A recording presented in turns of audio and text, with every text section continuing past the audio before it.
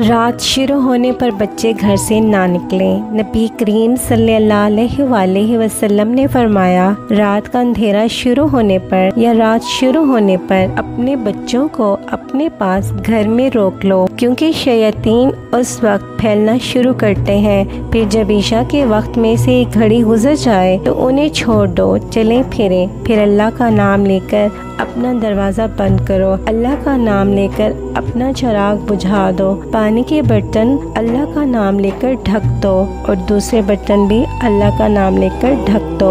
और अगर ढक्कन ना हो तो दरमियान में ही कोई चीज़ रख दो। सही बुखारी हदीस नंबर 3280। शैतानों से बचने के लिए अपने हर नेक अमल शुरू करने से पहले, अपना हर काम शुरू करने से पहले बिस्मिल्लाह ज़रूर पढ़ें। अल्लाह ताला हमें शैतानों के शर से बचाए।